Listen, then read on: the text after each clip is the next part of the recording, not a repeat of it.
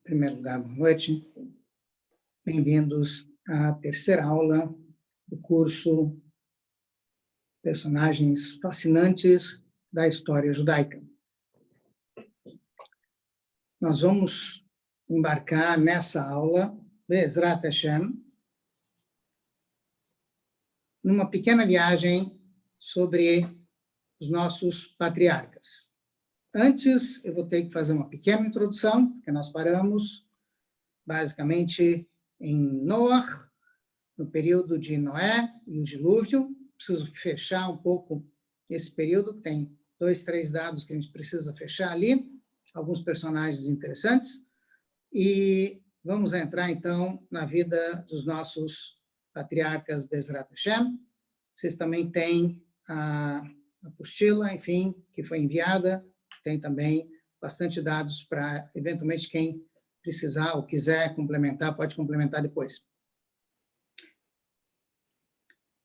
Vejam, nós comentamos que a Teivá, a Arca de Noé, que foi um milagre, realmente algo sobrenatural, obviamente, por mais que houvesse espaço para muitos animais, seria muita presunção dizer que era possível colocar todos os animais que existem no mundo ali dentro. Obviamente, nem todos se salvaram, a gente sabe muito bem que uma parte dos animais se extinguiu, inclusive a Torá fala sobre isso, e, obviamente, isso pode nos levar também a algumas outras ideias, como a gente comentou da última vez, dinossauros, enfim, outros seres que hoje em dia não estão mais entre nós, seres extintos, estariam, então, sendo destruídos durante o dilúvio. Nós comentamos também que o dilúvio era uma espécie de grande processo de purificação, de modo geral, da Terra, e um dos detalhes importantes que a gente também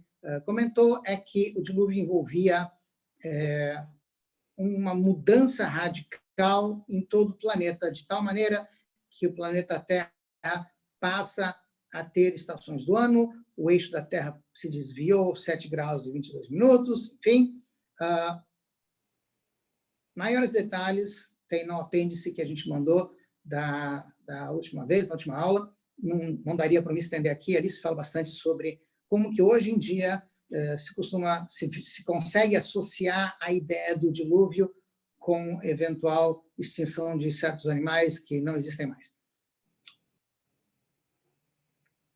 Nós comentamos que a arca foi um protótipo de paraíso. Ou seja, a ideia é de que o mundo começou como um paraíso, foi isso que a gente comentou da última vez. O mundo começou perfeito, houve um acidente de percurso, se quiser chamar assim.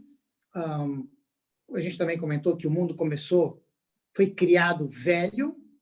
Nós comentamos também, e é importante voltar a frisar, que o primeiro ser, ou os primeiros seres, Adão e Havá, os primeiros seres humanos, eles eram seres extremamente inteligentes, ou seja, eles já tinham uma série de conhecimentos, inclusive eles já tinham o poder de comunicação, já tinham o conhecimento da língua, e eu creio que faltou, como vai faltar, eventualmente vou acabar me lembrando, mas infelizmente não dá para abarcar todas as informações que a gente gostaria de passar.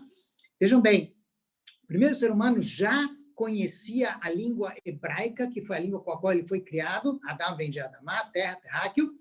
E a gente também comentou que ele já tinha conhecimento da escrita, que foi dada, assim nos ensina a Mishnah e Pirkei Avot, a escrita já tinha sido entregue ao ser humano nessa primeira sexta-feira, que foi o dia da criação dos seres humanos.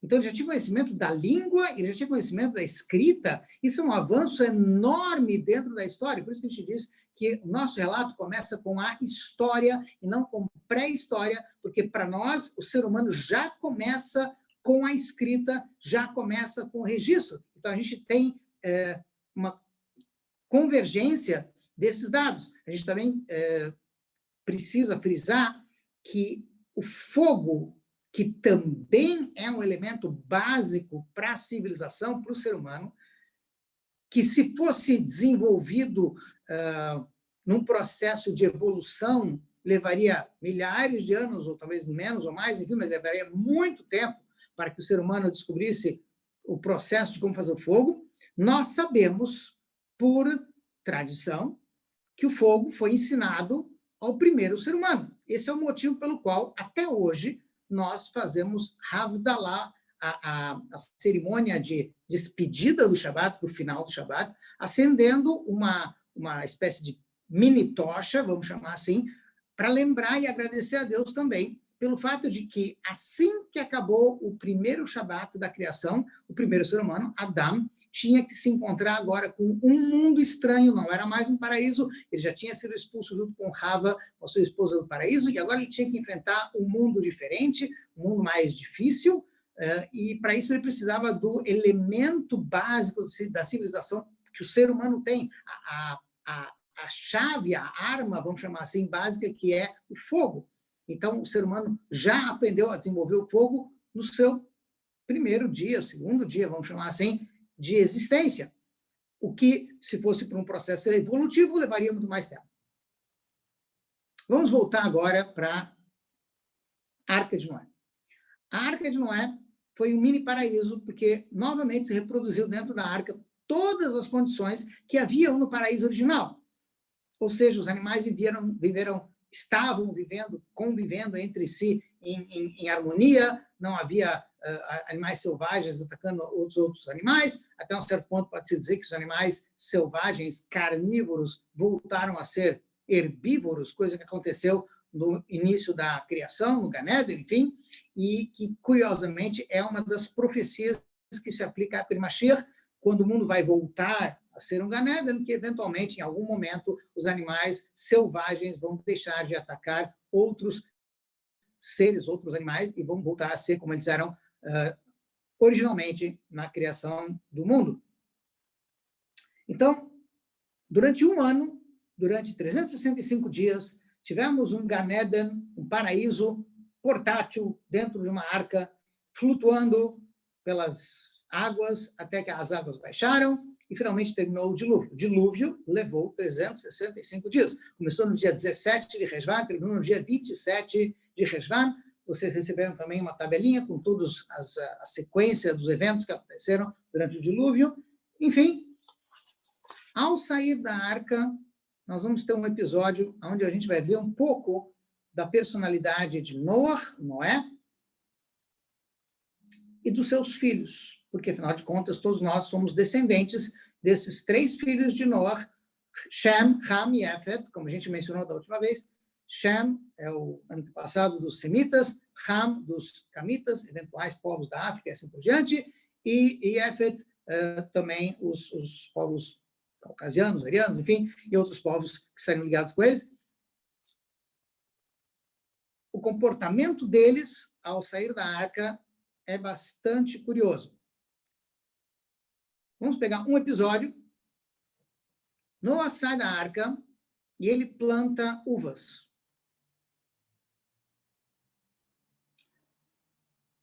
Ele colhe as uvas, ele prepara um vinho e ele acaba se embriagando.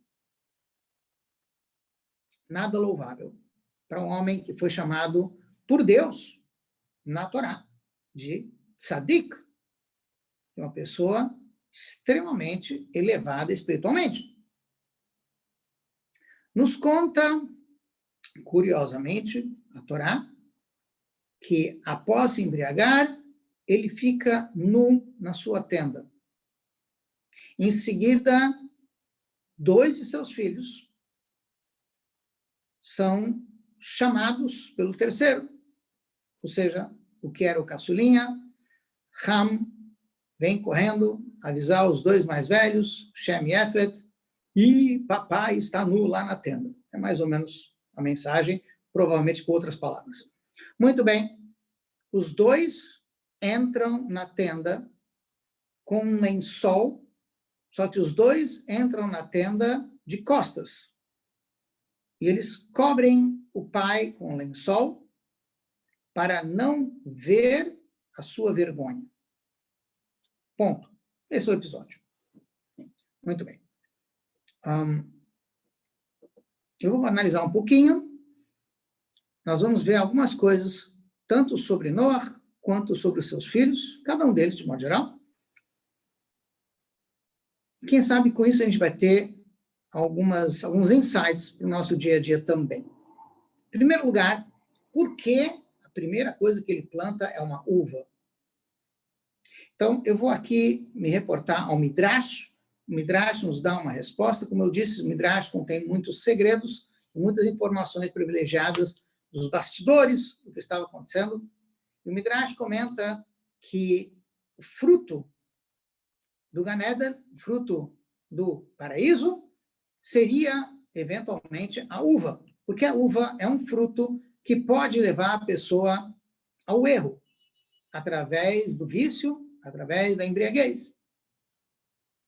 Noé quis consertar o erro original de Adão, que, ao não usar a uva da forma adequada, deturpou a uva. Vamos lá. Como é que se deturpa uma uva? Que é um negócio um pouco complicado. Então, um princípio básico que nós vamos encontrar em toda a Torá é a ideia de que o mundo foi criado com um propósito, ele tem um objetivo, e o objetivo do mundo como um todo, de todas as criaturas, é conseguir, através da interação do ser humano com a natureza, revelar que por trás de tudo existe Deus. Revelar a presença de Deus dentro de um mundo que esconde a sua presença. Essa é a missão, basicamente, do ser humano. E aí nós vamos ter a primeira missão, que seria pegar a uva e usar o que há de melhor para servir a Deus. Ou seja, no primeiro dia da criação, o ser humano não deveria comer a uva, porque ela estava reservada para um propósito mais elevado. A uva deveria ser usada em forma de vinho para Shabat, para o Kiddush. E o ser humano se antecipou e resolveu usá-la antes. Aí, então, a ideia de santificar o uso do vinho caiu de nível. E aí tornou-se possível usar o vinho ou outros elementos viciantes que existem na natureza, que, de uma certa forma, trazem algum tipo de prazer ou alívio, mas, infelizmente, a partir do momento que eles foram usados para um outro propósito, que não algo mais elevado, algo ligado com Deus, então tudo caiu de nível. E aí tornou-se possível a embriaguez, no sentido negativo. Noé quis usá-la, quis recuperar, resgatar, restaurar a uva ao seu nível original, através da alegria, mas ele não conseguiu, ele não foi feliz nessa sua tentativa. Ele chegou num nível elevado, sim, um pouco difícil da gente imaginar como que uma pessoa chega desse jeito, mas eu vou dar só como exemplo, não que isso explique, apenas para que a gente entenda. Existe uma colocação dentro da Torá, do Tanar, uma explicação de que todos os profetas, quando entravam em êxtase, de uma certa forma, se despiam de suas vestimentas. Aqui, obviamente, no sentido figurativo. Pensamento, fala e ação do profeta, que são as vestimentas da alma, deixavam de existir, porque agora o pensamento, fala e ação dele era a mensagem e Hashem era a profecia. Noé chegou em algo semelhante, mas não conseguiu recuperar, restaurar a uva ao seu nível original, e aí então ele caiu no segundo ponto, que é a ideia da embriaguez, e ele estava nu. A gente entende que Noé tentou fazer algo por toda a humanidade, mas que não deu o resultado desejado. Muito bem. Ham não foi muito feliz. Ham, esse filho envergonhou, de uma certa forma, o pai. Shem e Yafet tiveram o mérito de restaurar, de consertar a situação. Shem e Yafet cobriram o pai de costas. E com eles nós aprendemos uma lição muito importante. Mesmo quando você está numa situação onde você quer ajudar alguém, está em condições de ajudar alguém, faça de tudo para que essa pessoa não seja envergonhada. Às vezes, a gente ajuda uma pessoa financeiramente, mas acaba se tornando uma tortura para aquela pessoa, porque foi feito de tal forma que ela se envergonha, ou a gente joga na cara, às vezes sem saber ou sem querer, e a pessoa, ao invés de ficar grata, ela fica envergonhada. Enfim, então aqui a gente tem o primeiro ponto que a Torá nos ensina, como consertar uma situação. Segundo, Noah abençoa esses filhos. Mas ele diz que, como a iniciativa partiu de Shem, Shem tem uma missão moral, que é de trazer a mensagem, a tradição, aquilo que Noah recebeu desde Adão, desde a criação do mundo, as mitzvot universais, as 7 mitzvot universais, para a humanidade. Porque a iniciativa moral foi de Shem. E Yafet vai ter uma participação, vai de alguma maneira ser sócio de Shem nessa missão de trazer a mensagem de Deus ao mundo. Muito bem. É curioso que Yafet, o nome Yafet, significa beleza, e ele está associado com povos que deram valor à beleza no sentido cultural. Se diz que tanto persas quanto gregos, curioso, ambos foram inimigos durante muito tempo, eram descendentes de Yafet. E, eventualmente, os persas e os gregos tiveram uma participação na construção do segundo Beit HaMikdash. Ou seja, aí você vê um pouco da união de Yafet com a mensagem de Shem, que partia do Beit HaMikdash, do templo sagrado, para o mundo inteiro.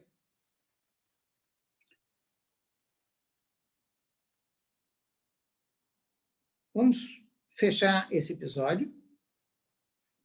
Nós vamos ter, a partir daí, 70 descendentes de Shem, Ham e Yafet, dos quais vão surgir as 70 línguas originais e povos originais, dos quais centenas e milhares de povos surgiriam depois. Até então, só existia uma língua, como a gente já frisou até agora, era o hebraico. Existia também a escrita do hebraico e, eventualmente, eu vou mandar um apêndice também sobre as 2 formas de escrita do hebraico que existem desde a criação do mundo e que estão também mencionados naquela Mishnah do Pirkei Avot.